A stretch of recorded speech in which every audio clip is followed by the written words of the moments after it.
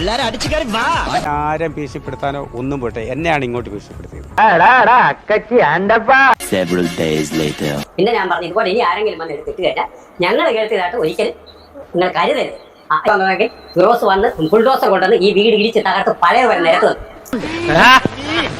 എന്തായാലും എന്റെ രാവൻകുട്ടി നീ ഇത്ര ചെറ്റയായി പോയല്ലോ. കിട്ടേണ്ടത് കിട്ടിക്കഴിഞ്ഞാൽ തോന്നേണ്ടത് തോന്നാൻ ഇത്തിരി സമയം നല്ലതാ. എന്നെ ഭീഷണിപ്പെടുത്തിയത് ഒരിക്കലും ഫിറോസ് എന്ന് പറഞ്ഞ ആൾ എന്നെ നേരിട്ട് സംസാരിച്ചിട്ടില്ല. അത് നല്ല വിചാരമായിപ്പോയി. ഇവൻ ശരിയല്ല. ഇവന്റെ ഉണ്ടകണ്ണ് കണ്ടാലറിയാം കള്ള ലക്ഷണം. ഞാനും അതേപോട്ട് ഇവിടെ ഉണ്ടായിരുന്നപ്പോൾ സംസാരിച്ചാലോ, പിന്നെ വിളിച്ചിട്ട് എടുത്തിട്ടില്ല. ഞാൻ പറഞ്ഞത് അതിനെ വർക്ക് ഏരിയ ഉണ്ടാക്കി തന്നില്ല, വർക്ക് ഏരിയ ഉണ്ടാക്കി തരുന്നതിന് പുള്ളി പറഞ്ഞത് ഫണ്ടില്ലെന്ന്.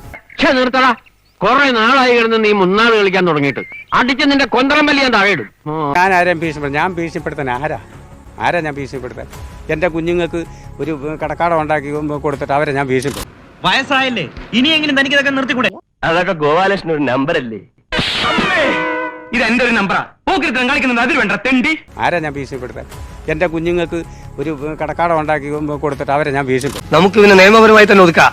തന്റെ കാര്യം ഞാൻ ഏറ്റു. ഏറ്റു. എല്ലാവർക്കും സന്തോഷമായല്ലോ. എനിക്ക് സന്തോഷമായി. എല്ലാവർക്കും